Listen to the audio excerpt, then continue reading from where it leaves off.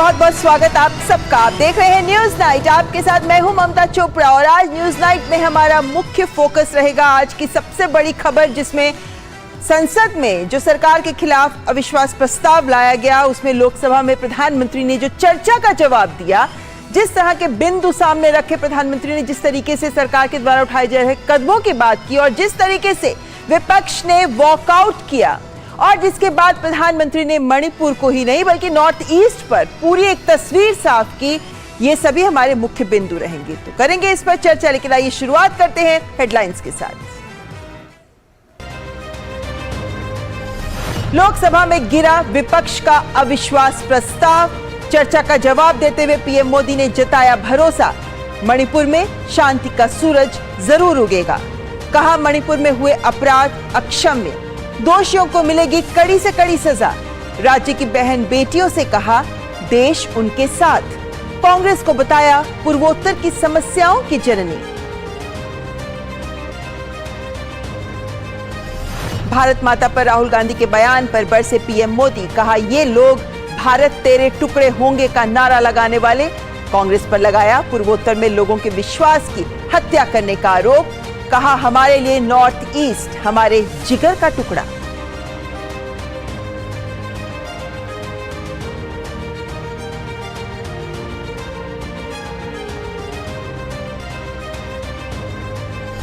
लोकसभा में विपक्ष पर बरसे प्रधानमंत्री मोदी, कहा विपक्ष ने संसद से जरूरी बिलों को पास करने में रुचि ना दिखाकर जनता से किया विश्वासघात।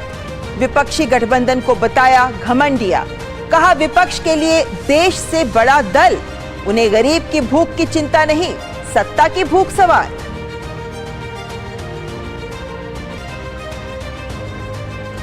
पीएम ने अपने जवाब में विपक्ष को दिखाया आईना। कहा विपक्ष को देश के परिश्रम और पराक्रम पर विश्वास नहीं। हमारी सरकार के तीसरे टर्म में भारत बनेगा दुनिया की तीसरी बड़ी अर्थव्यवस्था। विपक्ष के अविश्वास प्रस्ताव को बताया अपने लिए शुभ। कहा एनडीए और बीजेपी 2024 में सब रिकॉर्ड तोड़कर वापस आएगी।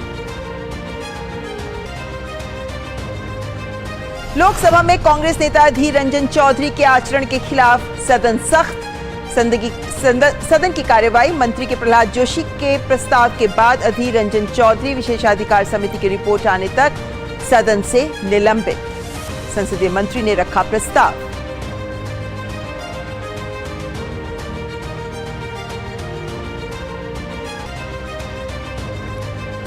राज्यसभा में जारी है विपक्ष का हंगामा। बातचीत कर राज्यसभा में चर्चा सुनिश्चित कराने की सत्ता पक्ष की कोशिश फिर नाकाम।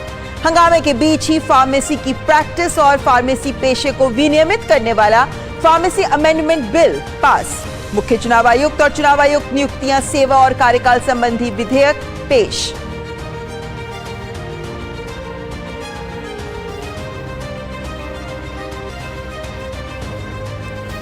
आरबीआई ने लगातार तीसरी बार रेपो रेट में बदलाव नहीं कर दी लोगों को बड़ी राहत। रेपो रेट 6.50% पर बरकरार। चालू वित्त वर्ष में जीडीपी दर 6.5% का जताया भरोसा। भारतीय अर्थव्यवस्था को बताया ग्रोथ का इंजन।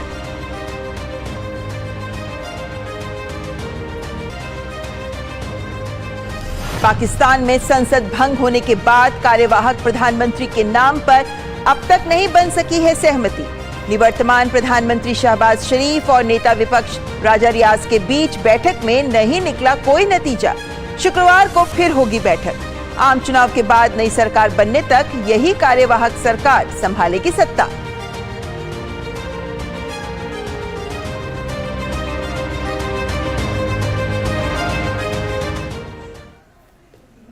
तो आइए शुरुआत बड़ी खबर से, क्योंकि विपक्ष जो अविश्वास प्रस्ताव लेकर आया वो लोकसभा में गिर गया है। सदन ने कांग्रेस सांसद गौरव गोगोई के इस प्रस्ताव को ध्वनि मत से नकार दिया। इससे पहले अविश्वास प्रस्ताव पर जो चर्चा हुई, जो बहस हुई, उसका जवाब देने के लिए प्रधानमंत्री मोदी ने विपक्ष पर जमकर हमला बोला। पीएम मोदी ने मणिपुर को लेकर विपक्ष की राजनीति पर भी करारा वार किया और मणिपुर के लोगों, विशेषकर वहां की महिलाओं को विश्वास दिलाया कि देश और संसद उनके साथ खड़े हैं। पीएम मोदी ने विश्वास जताया कि मणिपुर में बहुत जल्द शांति का सूरज उगेगा और मणिपुर एक नए आत्मविश्वास के साथ आगे बढ़ेगा। लोकसभा में अविश्वास प्रस्ताव पर चर्चा के दौरान विपक्ष बार बार मणिपुर का जिक्र करके प्रधानमंत्री से इस पर बोलने की मांग कर रहा था। गुरुवार को चर्चा का जवाब देते हुए पीएम मोदी जब बोले तो मणिपुर में अपनी सरकार का पक्ष विस्तार से रखा और भरोसा जताया कि मणिपुर में शांति का सूरज जरूर उगेगा। हिंसा का दौर शुरू हो गया और उसमें बहुत परिवारों को मुश्किल हुई। अनेकों ने अपने स्वजन भी खोए। महिलाओं के साथ गंभीर अपराध हुआ और ये अपराध अक्षम्य है और दोषियों को कड़ी से कड़ी सजा दिलवाने के लिए केंद्र सरकार, राज्य सरकार मिलकर के भरपूर प्रयास कर रही है। और मैं देश के सभी नागरिकों को आश्वस्त करना चाहता हूं कि जिस प्रकार से प्रयास चल रहे हैं, निकट भविष्य में शांति का सूरज जरूर उगेगा। पीएम ने मणिपुर की बहन बेटियों को भरोसा दिलाया और कहा कि सरकार मणिपुर को फिर से विकास की राह पर आगे बढ़ाने के प्रयासों में कोई कोर कसर नहीं छोड़ेगी। वहां की माताओं, बहनों, बेटियों से कहना चाहता हूं, देश आपके साथ है,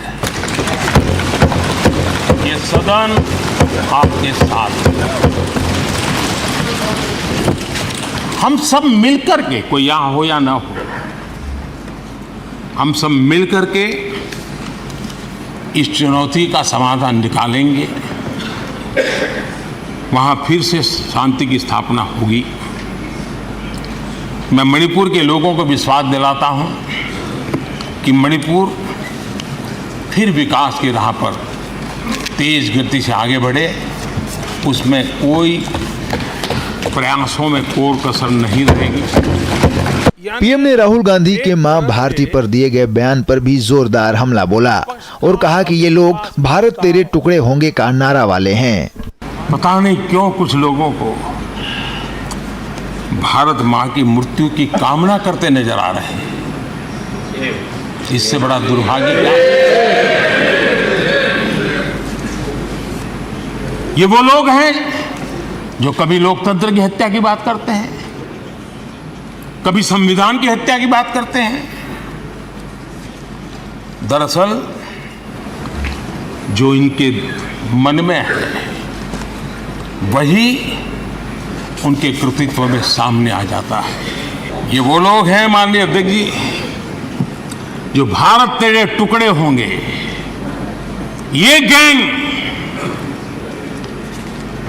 ये नारा लगाने वाले लोग, इनको बढ़ावा देने के लिए, उनका प्रोत्साहन करने के लिए पहुंच जाते हैं। भारत तेरे टुकड़े होंगे। मणिपुर पर पीएम के भाषण से पहले ही विपक्ष दल के सांसद बाहर निकल गए। पीएम ने विपक्ष पर राजनीति करने का आरोप लगाया और कहा कि वो इस मामले पर चर्चा चाहते ही नहीं। ये देश इनसे अपेक्षा ज्यादा नहीं कर सकता है। अगर इन्होंने गृह मंत्री जी की मणिपुर की चर्चा पर सहमति दिखाई होती तो अकेले मणिपुर विषय पर विस्तार से चर्चा हो सकती थी, हर पहलू पर चर्चा हो सकती थी और उनको भी बहुत कुछ कहने का मौका मिल सकता था, लेकिन उनको चर्चा में रस नहीं था। और कल अमित भाई ने विस्तार से इस विषय की चीजें जब रखी तो देश को भी आश्चर्य हुआ है कि लोग इतना झूठ फैला सकते हैं। पीएम ने पूर्वोत्तर के लिए केंद्र के प्रयासों का जिक्र किया और कहा कि हमारे लिए नॉर्थ ईस्ट हमारे जिगर का टुकड़ा है। पीएम ने कहा कि पूर्वोत्तर की समस्याओं की जननी कांग्रेस है। पीएम मोदी ने कहा कि उनके शरीर का कण कण और समय का पल पल देशवासियों के लिए समर्पित है। प्रधानमंत्री के जवाब के बाद सदन में अविश्वास प्रस्ताव पर मतदान हुआ, जिसमें प्रस्ताव ध्वनि मत से खारिज हो गया। मेरे विचार में निर्णय ना वालों के पक्ष में प्रस्ताव अस्वीकृत हुआ। पार्लियामेंट टीम के साथ ब्यूरो रिपोर्ट, डीडी न्यूज। और लोकसभा में प्रधानमंत्री नरेंद्र मोदी के संबोधन के दौरान विपक्ष लगातार निशाने पर रहा। प्रधानमंत्री ने कहा कि विपक्ष के लिए दल देश से बड़ा है। उन्होंने कहा कि देश को कांग्रेस पर विश्वास नहीं है। पीएम मोदी ने कांग्रेस पर परिवारवाद और दरबारवाद का आरोप लगाया और चर्चा के दौरान संसदीय कार्य मंत्री प्रहलाद जोशी के प्रस्ताव के बाद अधीर रंजन चौधरी को विशेषाधिकार समिति की रिपोर्ट आने तक सदन से निलंबित कर दिया गया। लोकसभा में 3 दिन तक चली अविश्वास प्रस्ताव पर चर्चा का जवाब देने के लिए गुरुवार शाम जब प्रधानमंत्री नरेंद्र मोदी खड़े हुए तो ये साफ था कि वो विपक्ष के आरोपों पर करारा पलटवार करेंगे। हुआ भी यही। प्रधानमंत्री ने अपने जवाब की शुरुआत से ही विपक्ष को निशाने पर लिया और कहा कि विपक्ष का अविश्वास प्रस्ताव हमारे लिए शुभ होता है और ऐसा लगता है कि विपक्ष ने तय कर लिया है कि एनडीए सारे रिकॉर्ड तोड़कर जनता के आशीर्वाद से वापस आएगा। पीएम ने कहा कि विपक्ष ने संसद में जरूरी बिलों को पास कराने में रुचि न दिखाकर जनता से विश्वासघात किया है। आपको गरीब के भूख की चिंता नहीं है, सत्ता की भूख, यही आपके दिमाग पे सवार है। आपको देश के युवाओं के भविष्य की परवाह नहीं है, आपको अपने राजनीतिक भविष्य की चिंता है। प्रधानमंत्री ने विपक्षी गठबंधन की मजबूरियों पर भी निशाना साधा और कहा कि विपक्ष ने हर बार देश की जनता को निराश किया है। कट्टर भ्रष्ट साथी उनकी शर्त पर मजबूर होकर के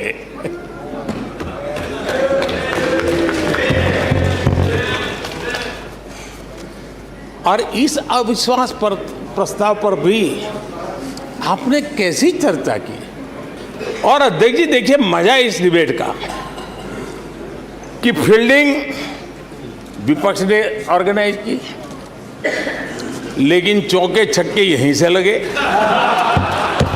प्रधानमंत्री ने संसद में चर्चा के दौरान विपक्ष की ओर से की गई अभद्र भाषा के इस्तेमाल का जिक्र किया और कहा कि विपक्ष को सीक्रेट वरदान मिला है, जिसका बुरा चाहेंगे उसका भला होगा। विपक्ष के लोगों को एक सीक्रेट वरदान मिला हुआ है। हाँ,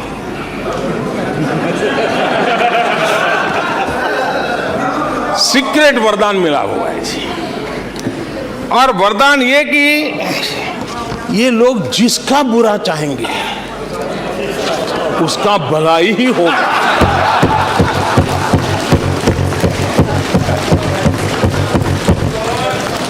एक उदाहरण तो आप देखिए, मौजूद है। 20 साल हो गए, क्या कुछ नहीं हुआ। पीएम ने कहा कि कांग्रेस को भारत के सामर्थ्य और लोगों पर विश्वास नहीं है, लेकिन कांग्रेस पर देश के लोगों का नो कॉन्फिडेंस का भाव बहुत गहरा है। 61 वर्षों से तमिलनाडु के लोग कह रहे हैं कांग्रेस नो कॉन्फिडेंस। तमिलनाडु के लोग कह रहे हैं कांग्रेस। पश्चिम बंगाल में उन्हें आखिरी बार जीत 1972 में मिली थी।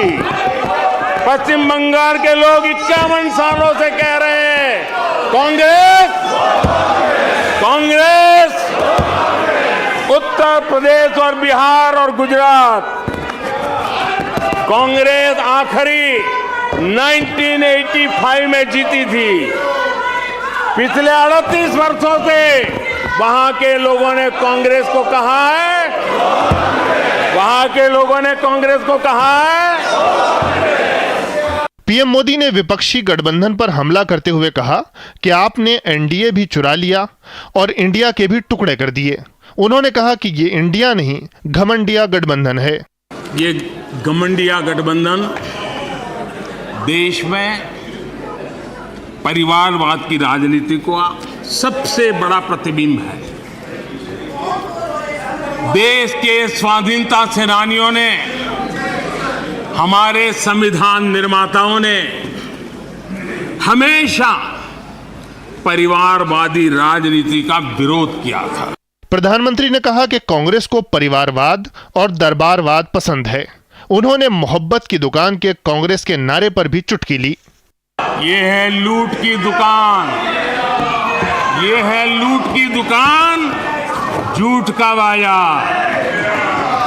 ये है लूट की दुकान, झूठ का बाजार। इसमें नफरत है, घोटाले हैं, तुष्टीकरण है, मन काले हैं।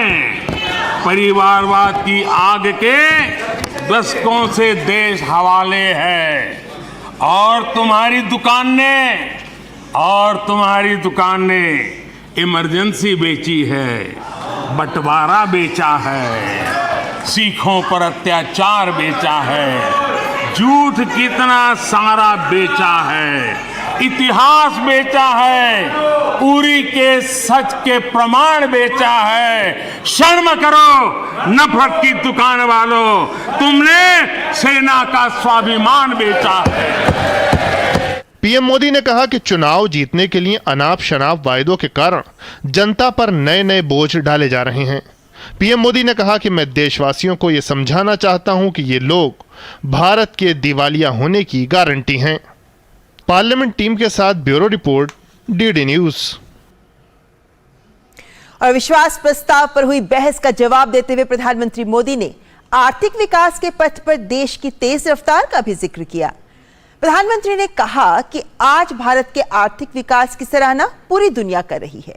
उन्होंने विश्वास जताया कि उनके तीसरे कार्यकाल में देश दुनिया की तीसरी सबसे बड़ी अर्थव्यवस्था बन जाएगा।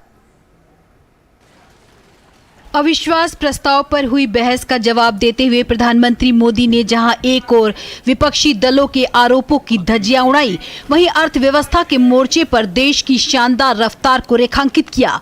पीएम मोदी ने कहा कि देश आर्थिक विकास की दिशा में कामयाबी की नई गाथा लिखता रहेगा। पीएम मोदी ने दोहराया कि उनकी सरकार के तीसरे कार्यकाल में देश दुनिया की तीसरी सबसे बड़ी अर्थव्यवस्था बन जाएगा। रिफॉर्म, परफॉर्म एंड ट्रांसफॉर्म, एक निश्चित आयोजन, प्लानिंग और कठोर परिश्रम की पराकाष्ठा, और इसी की वजह से आज देश इस मुकाम पर पहुंचा है। और ये प्लानिंग और परिश्रम की निरंतरता बनी रहेगी। आवश्यकता अनुसार उसमें नए रिफॉर्म होंगे और परफॉर्मेंस के लिए पूरी तरह ताकत को लगाया जाएगा। और परिणाम ये होगी कि हम तीसरे नंबर पर पहुंच के रहेंगे। आर्थिक कुप्रबंधन को लेकर भी पीएम मोदी ने कांग्रेस पर जमकर हमला बोला। पीएम ने याद दिलाया कि कांग्रेस के कार्यकाल में देश की आर्थिक स्थिति बदहाली का शिकार थी। पीएम मोदी ने कहा कि कांग्रेस के पास न तो नीति है और न ही इरादा और दृष्टि है। कांग्रेस के पास वैश्विक आर्थिक व्यवस्था की समझ भी नहीं है और न ही उसे भारत की आर्थिक क्षमता का पता है। देश की आर्थिक विकास का जिक्र करते हुए पीएम मोदी ने कहा कि हिंदुस्तान एरोनॉटिक्स लिमिटेड HAL और भारतीय जीवन बीमा निगम LIC को लेकर बहुत बयानबाजी की गई। पीएम मोदी ने कहा कि भ्रम फैलाने के कितने ही प्रयास हुए लेकिन सच्चाई सामने आई। पीएम ने कहा कि आज HAL और LIC का शानदार प्रदर्शन दुनिया देख रही है। हमारे डिफेंस के हेलीकॉप्टर बनाने वाली सरकारी कंपनी HAL, ये HAL को लेकर के कितनी भली बुरी बातें इन्होंने करी थी। क्या कुछ नहीं कहा गया था HAL के लिए, और इसका दुनिया पे बहुत नुकसान करने वाली भाषा का प्रयोग किया गया था। आज HAL सफलता की नई बुलंदियों को छू रहा है। आप जानते हैं LIC के लिए क्या क्या कहा गया था। LIC बर्बाद हो गई, गरीबों के पैसे डूब रहे हैं, गरीब कहां जाएगा, बेचारे ने बड़ी मेहनत से LIC में पैसा डाला है। क्या कहें, जितनी उनकी कल्पना शक्ति थी, जितने उनके दरबारियों ने कागज पकड़ा दिए थे, सारे बोल लेते थे, वो सारे बोल लेते थे। लेकिन आज LIC लगातार मजबूत हो रही है। प्रधानमंत्री मोदी ने अपने संबोधन में देश के बैंकिंग सेक्टर का भी जिक्र किया। पीएम ने बैंकिंग क्षेत्र को लेकर विपक्ष के बयानों को भी याद दिलाया।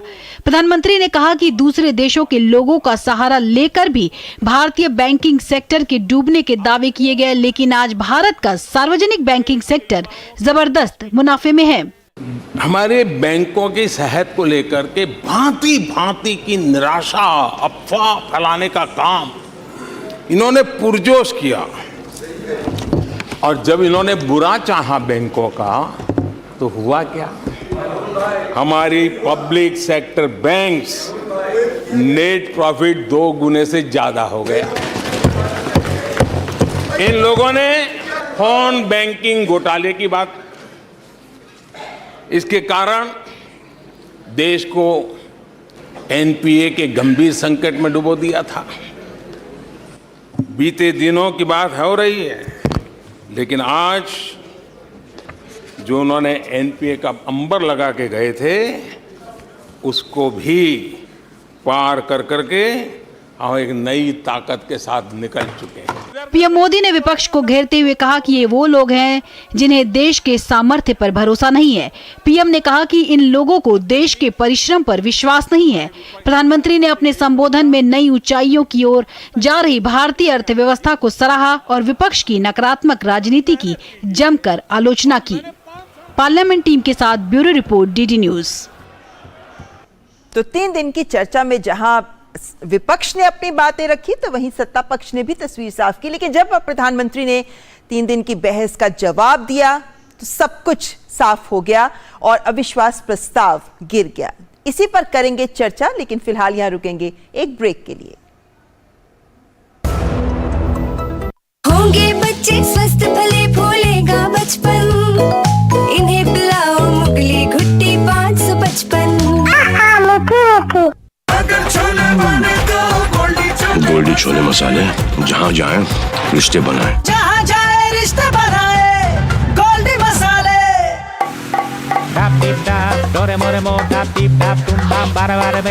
अबे देख,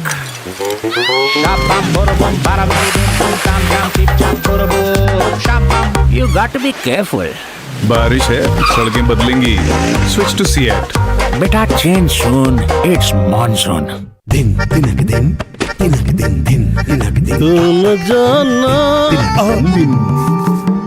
अरे गोविंदा जी, आप यहाँ? हाँ बबुआ, हम यहाँ। पर तुम क्या छुपा रहे हो वहाँ? कुछ भी तो नहीं। जब दांत खाज की खुजली पे ना हो काबू तो उसे गमछे से नहीं छुपाते बाबू। तो फिर उसे भगाए कैसे? जालिम लोशन लगाकर दांत खाज की खुजली एक्जिमा जड़ से निकाले। अभी खरीदे जालिम लोशन।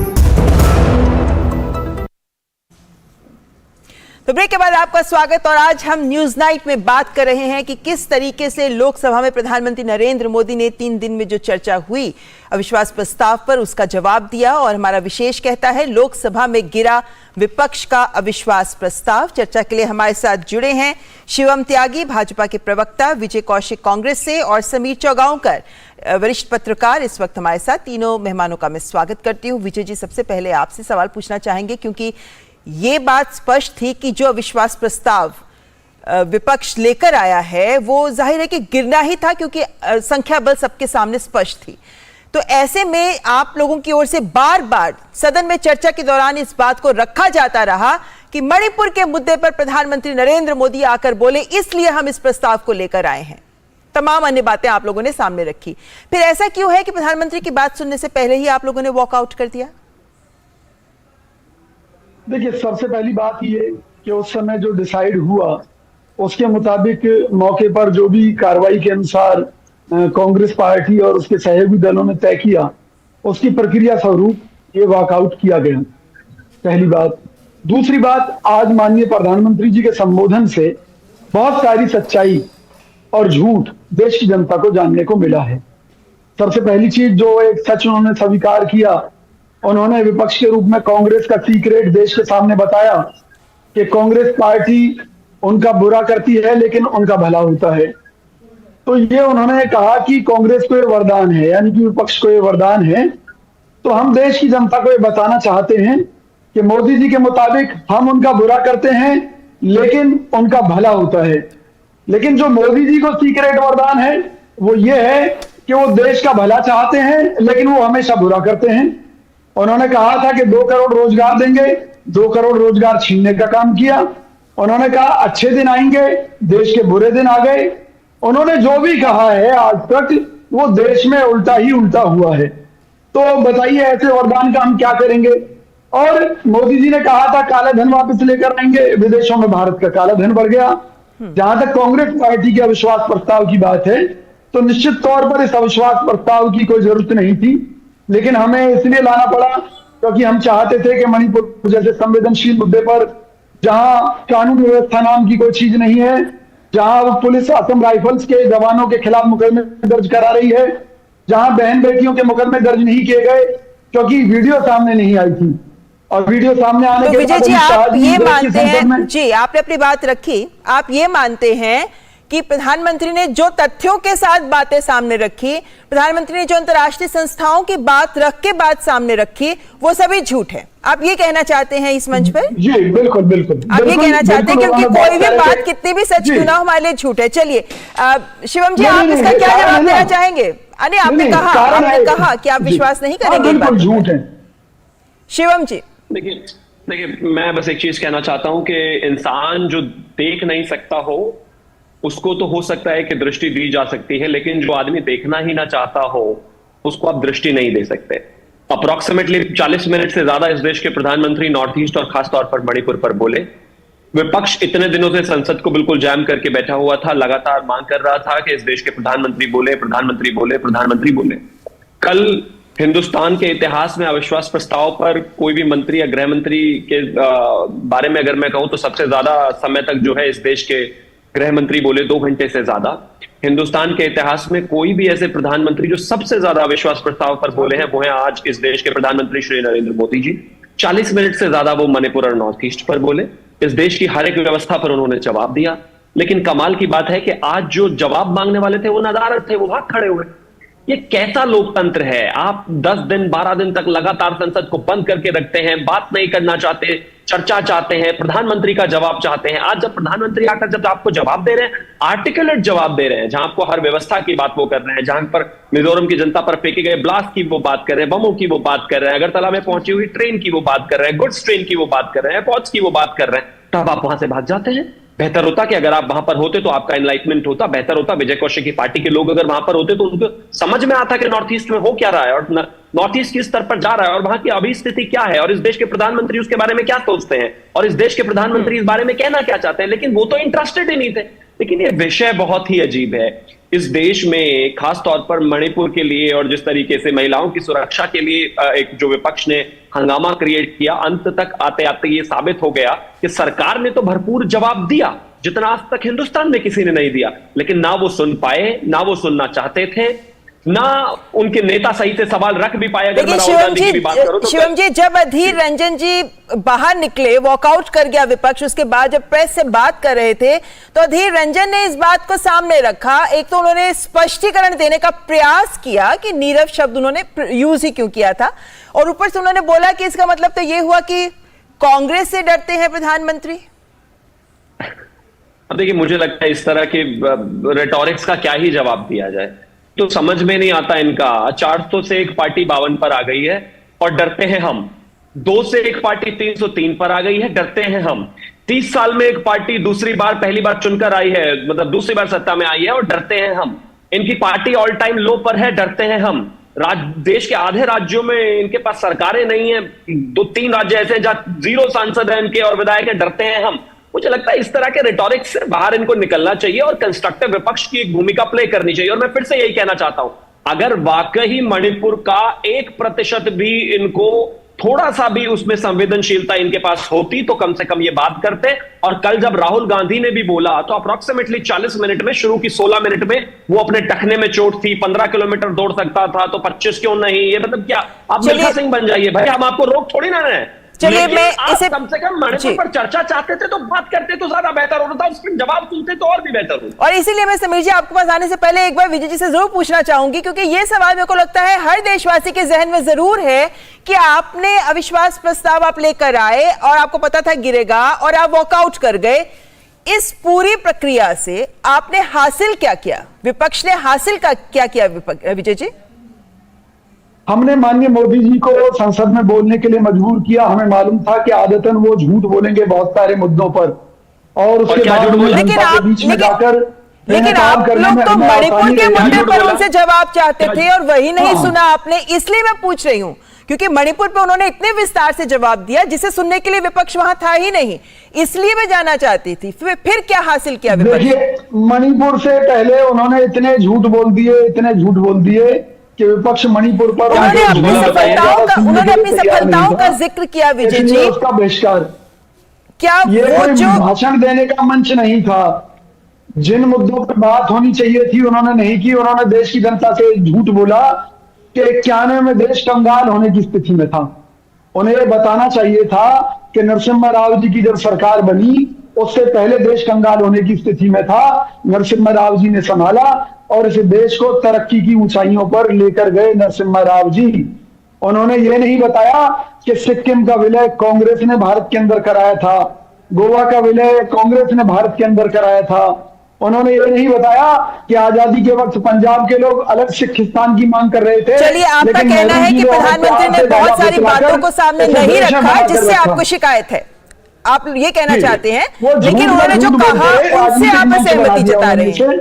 जी जी, चलिए विजय जी, मैं समीर चौगांवकर जी को चर्चा में लेकर आती हूँ। जी, मैं आपके पास वापस आऊंगी, एक बार समीर जी आपके पास आना चाहूंगी।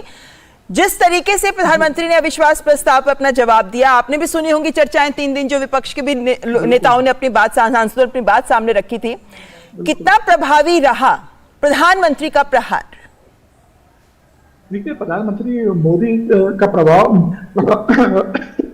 प्रभावशाली जो स्पीच थी वो सिर्फ इसी अविश्वास प्रस्ताव में नहीं देखने को मिली। आप देखिए, 2018 में भी विपक्ष अविश्वास प्रस्ताव लेके आया था प्रधानमंत्री मोदी के खिलाफ, और उस समय भी प्रधानमंत्री ने बहुत काबिल तारीफ भाषण दिया था और हर मुद्दे का बहुत रचनात्मक और बहुत क्रिएटिव तरीके से उन्होंने अपनी सरकार का प्रदर्शन को रखा था। तो मैं तो विपक्ष से कहना चाहता हूँ, देखिए 2024 में लोकसभा के चुनाव होने जा रहे हैं और ये अभी मानसून सेशन अब अगली बार नई सरकार में होगा। अभी शीतकालीन सत्र आएगा, उसके बाद बजट सेशन के बाद चुनाव में देश चला जाएगा। विपक्ष के पास बहुत ज्यादा समय नहीं था और आज प्रधानमंत्री मोदी ने बहुत स्पष्ट कहा कि विपक्ष तैयारी के साथ आना चाहिए था। मैंने विपक्ष को इतना समय दिया, 5 साल उनके पास थे, वो तैयारी से आते, बेहतर अविश्वास प्रस्ताव लाते, मुद्दों की बात करते, सरकार को कटघरे में खड़ा करने की कोशिश करते, तो मुझे लगता है विपक्ष के लिए अविश्वास प्रस्ताव सार्थक होता।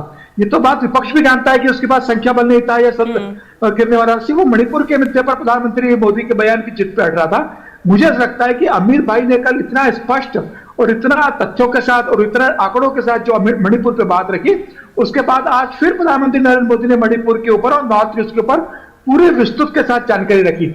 मुझे ऐसा लगता है कि विपक्ष इस मामले में बहुत बड़ी चूक करके गया है। जब अमित शाह ने लिखा था लोकसभा में विपक्ष के नेता अधीर रंजन चौधरी को और राज्यसभा में मल्लिकार्जुन खड़गे को पत्र लिखा था कि मैं इस पर चर्चा करना चाहता हूं मणिपुर के मामले में, आप चर्चा कीजिए, तब यह प्रधानमंत्री की चर्चा के लिए अड़े रहे और रूल्स की दुहाई देते रहे कि हम 267 के अंतर्गत चर्चा करना चाहते हैं, हम 176 में नहीं करना चाहते।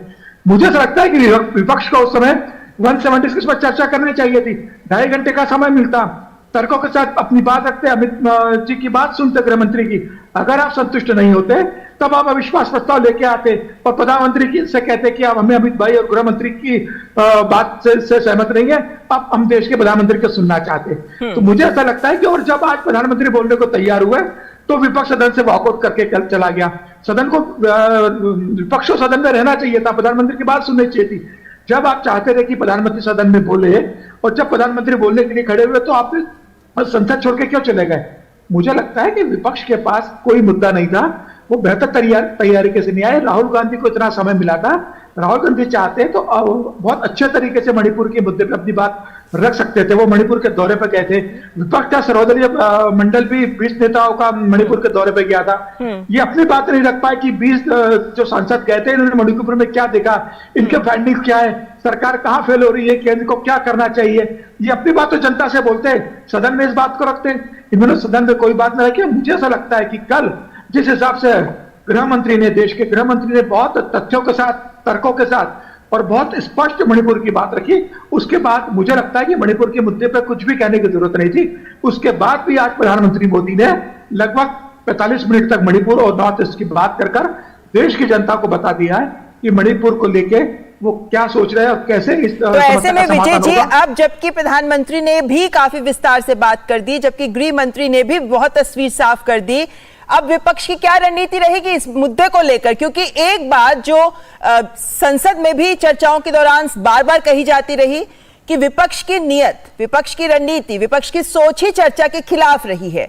मणिपुर के मुद्दे पर भी विपक्ष ही चर्चा के लिए नहीं आता रहा है। लेकिन अब जबकि स्थिति काफी हद तक स्पष्ट की गई है, हालांकि आज पीएम के जवाब के वक्त पे आप लोग नहीं थे संसद में, लेकिन ऐसे में क्या लगता है अब आगे क्या आप लोगों की रणनीति रहने वाली है इस मुद्दे पर? देश हित या आप लोगों की रणनीति, राजनीति? देखिए, कांग्रेस पार्टी मानती है कि माननीय मोदी जी ने और अमित शाह जी ने देश की संसद में जो झूठ जनता के बीच में बोले हैं उन्हें जनता के बीच में जाकर बेनकाब किया जाए। जैसे अमित शाह जी ने कहा था कि वो वीडियो अगर पहले ही किसी सांसद को दे दी गई होती, किसी और को दे दी गई होती, तो 4 मई की जो पीड़ित महिलाएं हैं उनको न्याय मिलता। मैं उनसे पूछना चाहता हूं कि जब 4 मई को उनके साथ ये वारदात हुई थी, उस समय उन्हें पुलिस कस्टडी से छुड़ाकर वारदात की गई थी। विजय जी, मैं अपने सवाल का जवाब चाहती हूं, आप मुद्दे को अलग मत लेकर जाइए। मैं ये पूछना चाहती हूं कि अब जबकि इतनी विस्तृत चर्चा हुई है अविश्वास प्रस्ताव पर, जवाब दिया गया है, क्योंकि आज ये भी बात स्पष्ट हुई, प्रधानमंत्री ने इस बात को भी रखा कि विपक्ष के पास बहुत अच्छा अवसर था कि वो देश हित के मुद्दों पर गंभीर चर्चा करते और अपनी जो जिम्मेदारी है उसे पूरा करते, जो विपक्ष नहीं कर पाया। क्या अब विपक्ष अपनी इस जिम्मेदारी को पूरा करेगा? अविश्वास प्रस्ताव तो लोकसभा में देखिए, निश्चित तौर पर कुछ ना कुछ चूक हमारी पार्टी की तरफ से रही है।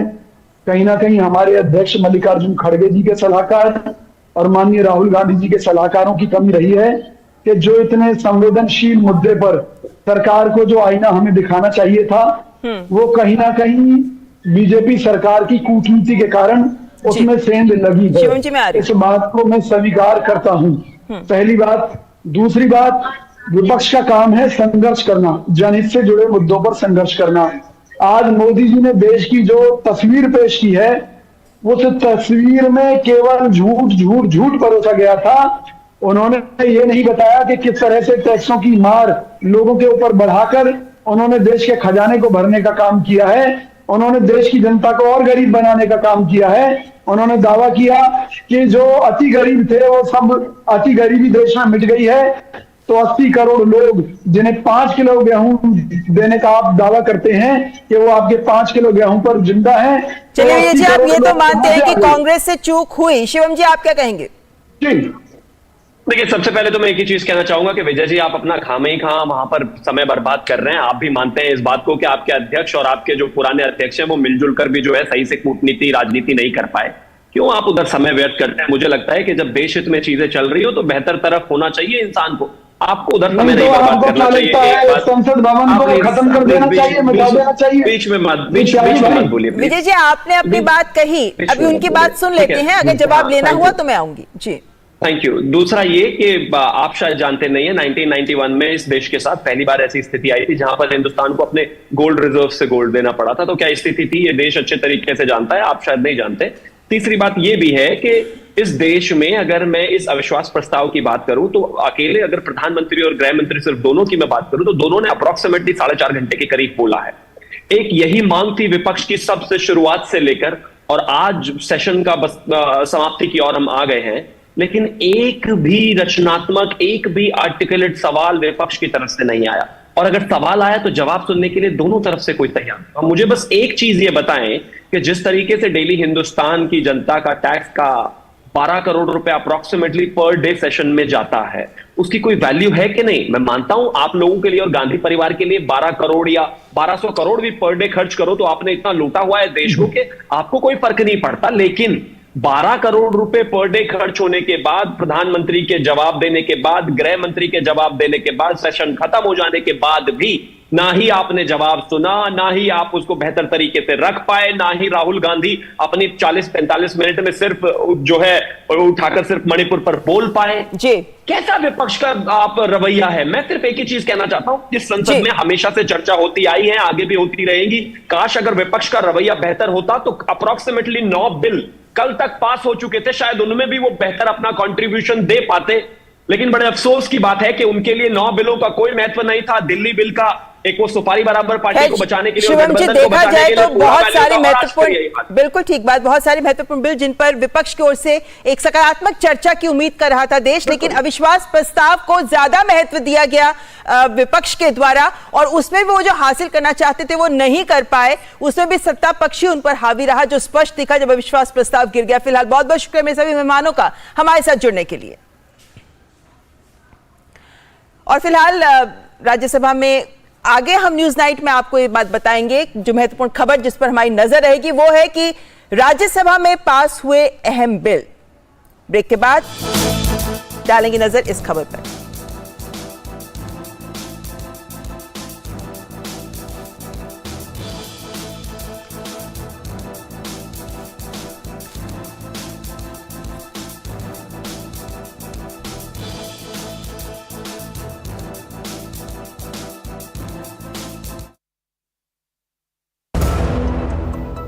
होंगे बच्चे स्वस्थ भले फूलेगा बचपन, इन्हें पिलाओ मुगली घुट्टी 555। अरे रामदयाल, तेरी उपज का क्या हुआ? अरे औने पौने दाम मिल रहे थे इसलिए नहीं बेची। और तुम्हारी उपज? मेरी उपज ये रही मेरे मोबाइल में एकदम सुरक्षित। अरे ये तो कोई रसीद लगती है। कोई रसीद नहीं, डिजिटल रसीद है जो WDRA से पंजीकृत वेयर हाउस में उपज रखने से मिलती है। WDRA? WDRA भारत सरकार की एक संस्था है जो अच्छे और सुव्यवस्थित वेयर हाउसों को पंजीकृत करता है। अच्छा, अब तुझे इस रसीद का कमाल दिखाता हूँ, चला। देखा, इस रसीद पर बैंक से लोन हो गया। ये तो कमाल हो गया। कमाल तो अभी और भी है भैया। देखो, जब और जहाँ उपज के अच्छे दाम मिलेंगे उपज बेच दूंगा और फिर बैंक का सारा लोन भी चुकता कर दूंगा। अरे वाह मुन्नी। पापा, आप मेरा नया बैग लाए? हाँ, ये रहा तुम्हारा नया बैग। और तुम्हारे लिए झुमके। WDRA का प्रयास, किसानों का आर्थिक विकास।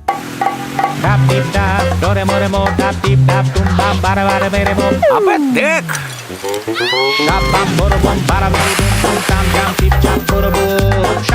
You got to be careful. बारिश है, सड़कें बदलेंगी। Switch to Seat. बेटा change soon. It's monsoon. अगर छोले बने तो गोल्डी छोले मसाले, जहाँ जाए रिश्ते बनाए, जहाँ जाए रिश्ते बनाए, गोल्डी मसाले। ड्रीम कार है मेरी। म्यूचुअल फंड से इस ड्रीम को अपना गोल बना ले। तो पैसे नहीं यार मेरे पास। देख, लाइफ में तेरा जो भी गोल हो, बड़ा या छोटा, उसके लिए हर महीने अलग अलग SIP में इन्वेस्ट कर। जितना बड़ा गोल उतना बड़ा अमाउंट और उतना ज्यादा टाइम। ये तो सही है। म्यूचुअल फंड निवेश बाजार जोखिमों के अधीन है। योजना से जुड़े सभी दस्तावेजों को ध्यान से पढ़ें। और ब्रेक के बाद अब बात राज्यसभा की। राज्यसभा में विपक्ष का हंगामा लगातार जारी रहा और बातचीत कर राज्यसभा में चर्चा सुनिश्चित कराने की सत्ता पक्ष ने कोशिश तो की, लेकिन ये कोशिश नाकाम रही और हंगामे के बीच ही फार्मेसी की प्रैक्टिस और फार्मेसी पेशे को विनियमित करने वाले फार्मेसी अमेंडमेंट बिल को पास कर दिया गया। मुख्य चुनाव आयुक्त और चुनाव आयुक्त नियुक्तियां, सेवा और कार्यकाल संबंधी विधेयक भी राज्यसभा में पेश किया गया। सभापति जी, संसद के मानसून सत्र की समाप्ति में महज अब सिर्फ एक ही दिन बचा है, लेकिन अब तक ठीक तरीके से राज्यसभा का संचालन नहीं हो पाया है। विपक्ष अभी भी मणिपुर हिंसा मामले में नियम 267 के तहत चर्चा चाहता है। गुरुवार को सत्ता पक्ष ने एक बार फिर विपक्ष के साथ बातचीत कर राज्यसभा में चर्चा सुनिश्चित कराने की कोशिश की। नेता सदन पीयूष गोयल ने विपक्ष के नेता मल्लिकार्जुन खड़गे से उनके कमरे में जाकर मुलाकात की और बीच का रास्ता निकालने की कोशिश की।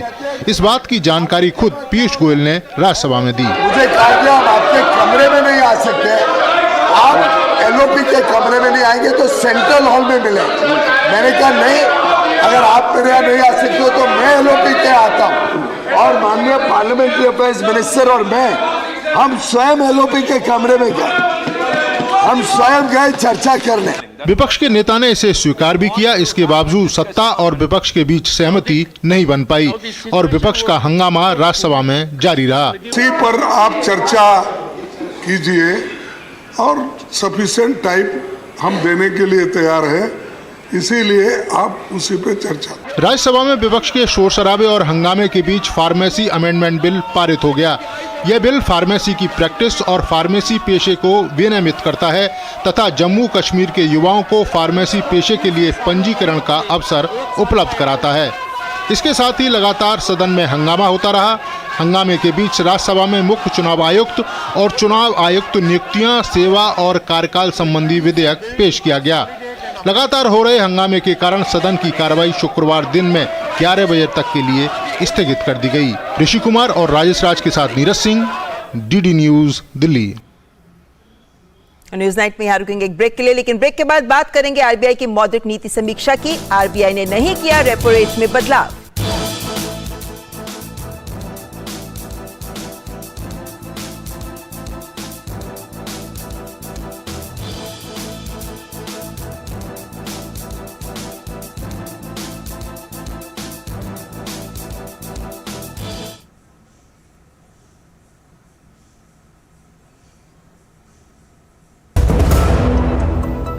होंगे बच्चे स्वस्थ भले फूलेगा बचपन, इन्हें पिलाओ मुगली घुट्टी 555।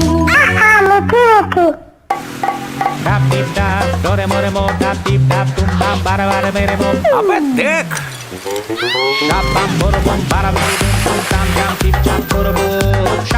You got to be careful. बारिश है, सड़कें बदलेंगी। Switch to CEAT. बेटा चेंज सून, इट्स मॉनसून।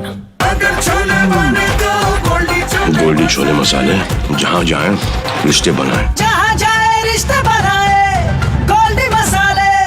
दिन तिनक दिन तिनक दिन दिन तिनक दिन तुम जाना। अरे गोविंदा जी, आप यहाँ? हाँ बबुआ, हम यहाँ। पर तुम क्या छुपा रहे हो वहाँ? कुछ भी तो नहीं। जब दांत खाज की खुजली पे ना हो काबू तो उसे गमछे से नहीं छुपाते बाबू। तो फिर उसे भगाए कैसे? जालिम लोशन लगाकर दांत खाज की खुजली एक्जिमा जड़ से निकाले। अभी खरीदे जालिम लोशन। और ब्रेक के बाद आइए अब तक दिखाई खबरों पर डालते हैं नजर। विपक्ष पर बरसे प्रधानमंत्री। लोकसभा में गिरा विपक्ष का अविश्वास प्रस्ताव। राज्यसभा में पास हुए अहम विधेयक।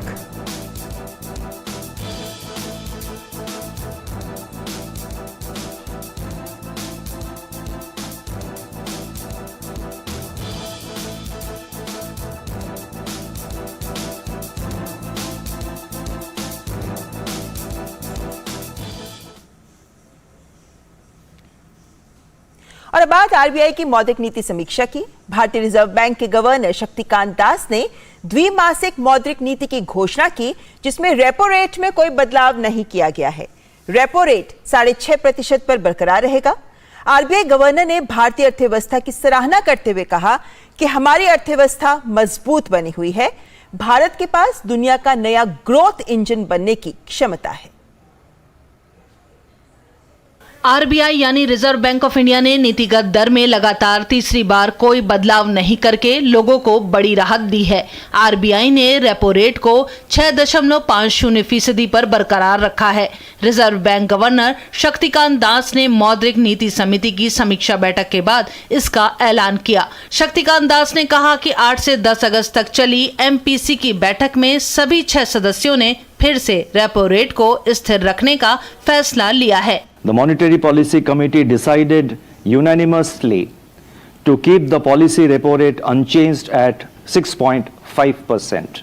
Consequently, the standing deposit facility, that is SDF rate, remains at 6.25%, and the marginal standing facility, that is MSF rate, and the bank rate stand at 6.75%. दास ने कहा कि भारतीय अर्थव्यवस्था मजबूत बनी हुई है। उन्होंने कहा कि वित्त वर्ष 2023-24 में सकल घरेलू उत्पाद यानी जीडीपी दर 6.50% और वित्त वर्ष 2024-25 में रियल जीडीपी दर 6.60% तक रह सकती है। आरबीआई गवर्नर ने कहा कि हमारी अर्थव्यवस्था उचित गति से बढ़ती रही है। उन्होंने कहा कि ये दुनिया की 5वीं सबसे बड़ी अर्थव्यवस्था बन गई है, जो वैश्विक विकास में लगभग 15% का योगदान दे रही है। शक्तिकांत दास ने कहा कि रिजर्व बैंक ने वित्त वर्ष 2023-24 के लिए महंगाई दर का अनुमान बढ़ाकर 5.4% कर दिया है, जो कि पिछली बार 5.1% पर रखा गया था। उन्होंने कहा कि घरेलू आर्थिक गतिविधियां बेहतर कर रही हैं। इन सभी को देखते हुए मॉनेटरी पॉलिसी कमेटी ने उभरती स्थितियों पर नजर रखने का फैसला किया है। India is uniquely placed to benefit from the ongoing transformational shifts in the global economy in the wake of geopolitical realignments and technological innovations. A large economy marching ahead with vast domestic demand, untapped resources and demographic advantages, India can become the new growth engine for the world. Reserve bank governor ने ये भी कहा कि भारतीय अर्थव्यवस्था ने महंगाई को काबू करने की दिशा में उल्लेखनीय प्रगति की। हालांकि खाद्य महंगाई दर चिंता का विषय बनी हुई है। रिजर्व बैंक ने एक और बड़ा फैसला किया है। बैंकों को NDTL यानी net demand and time liability में अतिरिक्त 10% इंक्रीमेंट CRR रखना होगा। रिजर्व बैंक का कहना है कि जरूरत से ज्यादा लिक्विडिटी फाइनेंशियल स्टेबिलिटी के लिए खतरा है, इसलिए लिक्विडिटी को कम करने के लिए ये फैसला किया गया है। मुंबई से श्यामा मिश्रा के साथ ब्यूरो रिपोर्ट, DD न्यूज। और न्यूज नाइट में आगे ब्रेक के बाद आपको दिखाएंगे पूरे देश में मेरी माटी मेरा देश अभियान के लिए जोश। ब्रेक के बाद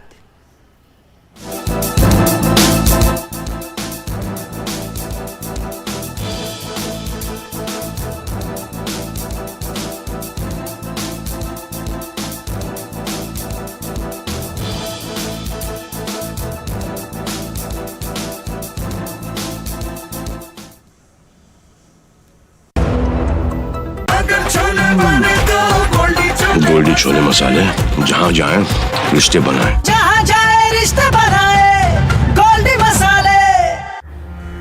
इन्वेस्टमेंट की रेगुलर इंफॉर्मेशन मिलती है क्या? बिल्कुल। योद्धा मुद्रा के लिए पैरों में 3 फीट का गैप। पूछ, विड्रॉ करने के बाद पैसे कितने टाइम में मिलते हैं? सुन सवाल चंद, म्यूचुअल फंड सही है .com पर लॉगिन कर, वहां तेरे सारे सवालों के जवाब मिल जाएंगे, समझा? कौन सी वेबसाइट? म्यूचुअल फंड सही है .com। सही है। म्यूचुअल फंड निवेश बाजार जोखिमों के अधीन है। योजना से जुड़े सभी दस्तावेजों को ध्यान से पढ़ें। दिन तिनक दिन तिनक दिन दिन तिनक दिन तुम जाना। अरे गोविंदा जी, आप यहाँ? हाँ बबुआ, हम यहाँ। पर तुम क्या छुपा रहे हो वहाँ? कुछ भी तो नहीं। जब दांत खाज की खुजली पे ना हो काबू तो उसे गमछे से नहीं छुपाते बाबू। तो फिर उसे भगाए कैसे? जालिम लोशन लगाकर दांत खाज की खुजली एक्जिमा जड़ से निकाले। अभी खरीदे जालिम लोशन। और ब्रेक के बाद एक बार फिर आपका स्वागत। और अब न्यूज नाइट में बात अमर शहीद वीरों को याद करने के लिए 9 अगस्त से शुरू खास अभियान मेरी माटी मेरा देश, और इसके तहत देश भर में कार्यक्रम आयोजित किए जा रहे हैं। प्रधानमंत्री नरेंद्र मोदी ने अपने मन की बात कार्यक्रम के 103वें संस्करण के दौरान मेरी माटी मेरा देश इस अभियान की घोषणा की थी और प्रधानमंत्री के आह्वान पर वीर शहीदों को नमन करते इस जन अभियान में देश के हर हिस्से से लोग बढ़-चढ़कर हिस्सा ले रहे हैं। प्रधानमंत्री नरेंद्र मोदी के आह्वान पर देश के लिए अपने प्राणों की आहुति देने वाले वीरों को श्रद्धांजलि देने के लिए देशव्यापी मेरी माटी मेरा देश अभियान की शुरुआत हो चुकी है। अभियान के तहत देश भर में राज्यों, गांवों और ब्लॉक स्तर पर विशेष कार्यक्रम आयोजित किए जा रहे हैं। इसी कड़ी में उत्तर प्रदेश के प्रयागराज में प्रदेश संस्कृति विभाग और क्षेत्रीय अभिलेखागार द्वारा मेरी माटी मेरा देश कार्यक्रम के तहत शहीद चंद्रशेखर आजाद पार्क में शहीदों की गाथा पर आधारित एक प्रदर्शनी का आयोजन किया गया। अभियान के तहत हरियाणा में फतेहाबाद में भी मेरी माटी मेरा देश अभियान के तहत गांव कमाना के राजकीय सीनियर सेकेंडरी स्कूल में वृक्षारोपण किया गया। इस दौरान 75 प्रकार के पौधों से अमृत वाटिका बनाने का काम शुरू किया गया। कार्यक्रम के जरिए बच्चों को राष्ट्र निर्माण और वातावरण के प्रति जागरूक करने की कोशिश की जा रही है। बिहार में भी मेरी माटी मेरा देश अभियान के तहत गया के दक्षिण केंद्रीय विश्वविद्यालय कैंपस में स्वतंत्रता सेनानियों को सम्मान देने के लिए अभियान की शुरुआत हुई। पहाड़ी राज्य उत्तराखंड के भी विभिन्न जिलों में मेरी माटी मेरी देश अभियान की शुरुआत हो चुकी है। अभियान के तहत चमोली, टिहरी, अल्मोड़ा और रुद्रप्रयाग जिले में ग्राम पंचायत से लेकर ब्लॉक स्तर पर कई कार्यक्रमों की शुरुआत हुई है। टिहरी जिले में भी मेरी माटी मेरा देश अभियान के तहत स्वतंत्रता संग्राम सेनानियों की स्मृति में ग्राम पंचायतों में विशेष शिलालेख लगाए गए। वहीं अल्मोड़ा में मेरी माटी मेरा देश कार्यक्रम के तहत हवालबाग विकास खंड के नंदावन में पौधारोपण किया गया। इस दौरान लोगों ने ध्वजारोहण कर पंच प्रण की शपथ भी ली। रुद्रप्रयाग में भी मेरी माटी मेरा देश अभियान के तहत 2 विकास खंडों अगस्त्य मुनि और ऊखी मठ में ग्राम प्रधानों की अध्यक्षता में कई कार्यक्रम आयोजित किए गए, जिसमें ग्रामीणों द्वारा पंच प्रण शपथ और वृक्षारोपण किया गया। इस मौके पर शहीद सैनिकों के परिजन भी मौजूद रहे। मेरी माटी मेरा देश अभियान का उद्देश्य देश के लिए अपना जीवन समर्पित करने वाले स्वतंत्रता सेनानियों और वीरों के बलिदान को याद करना है। Bureau report, DD news.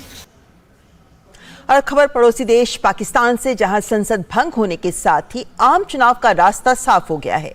हालांकि कार्यवाहक सरकार को लेकर वहां अभी कोई सहमति नहीं बन सकी है। निवर्तमान प्रधानमंत्री शहबाज शरीफ और नेता विपक्ष राजा रियाज के बीच गुरुवार को हुई बैठक बेनतीजा रही। दोनों कार्यवाहक प्रधानमंत्री के तौर पर किसी नाम पर सहमत नहीं हो सके। अब शुक्रवार को दोनों के बीच एक बार फिर बैठक होगी। इस बीच शहबाज पीएम पद का कार्यभार संभाले रहेंगे। ध्यान रहे कि कार्यवाहक प्रधानमंत्री और उनका कार्यवाहक मंत्रिमंडल ही अपने निगरानी में पाकिस्तान में आम चुनाव कराएगा।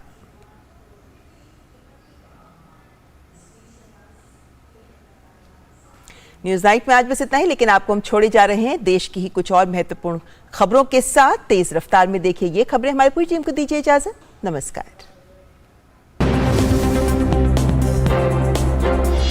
भाजपा के दिल्ली प्रदेश अध्यक्ष वीरेंद्र सचदेवा के नेतृत्व में दिल्ली भाजपा के सभी 8 विधायकों ने उपराज्यपाल से मुलाकात की। सभी नेताओं ने उपराज्यपाल को ज्ञापन सौंपा, जिसमें दिल्ली सरकार पर आरोप लगाया गया कि दिल्ली सरकार ने समय से पहले विधानसभा सत्र बुलाया है। केरल के मुख्यमंत्री पिनराई विजयन की बेटी वीणा विजयन पर प्राइवेट कंपनी CMRL से पिछले 3 साल में 1 करोड़ 72 लाख रुपए लेने का आरोप लगा है। रिपोर्ट्स के अनुसार वीणा और उसकी कंपनी एक्सालॉजिकल सॉल्यूशंस ने CMRL के साथ कॉन्ट्रैक्ट किया था। कॉन्ट्रैक्ट के अनुसार एक्सालॉजिकल सॉल्यूशंस द्वारा CMRL को IT, मार्केटिंग, कंसल्टिंग और सॉफ्टवेयर सेवाएं देनी थीं। जम्मू कश्मीर के उरी में सुरक्षा बलों ने 5 संदिग्ध नार्को और आतंकी सहयोगियों को गिरफ्तार किया है। सुरक्षा बलों ने उरी में संयुक्त अभियानों में सफलता हासिल की। सेना, जम्मू कश्मीर पुलिस और अन्य एजेंसियों ने 5 से 9 अगस्त के बीच इन अभियानों को अंजाम दिया। जम्मू कश्मीर में सुरक्षा बलों को एक बड़ी कामयाबी हाथ लगी। पुलिस और सेना ने संयुक्त अभियान में बडगाम में आतंकवादी संगठन लश्कर-ए-तैयबा से जुड़े 3 आतंकवादी सहयोगियों को गिरफ्तार किया है और उनके कब्जे से आपत्तिजनक सामग्री बरामद की है।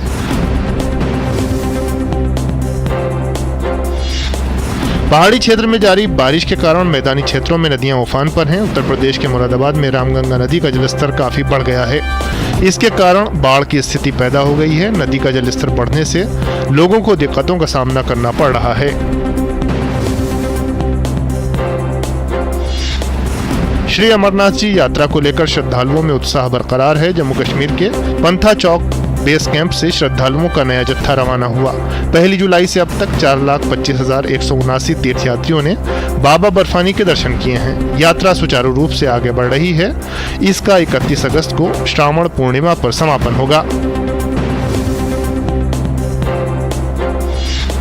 30 शेयरों पर आधारित BSE सेंसेक्स 307.63 अंक यानी 0.47% की गिरावट के साथ 65,688.18 पर बंद हुआ। निफ्टी में भी 9.45 अंक यानी 0.46% की गिरावट दर्ज की गई। निफ्टी दिन के अंत में 19,543.10% पर बंद हुआ।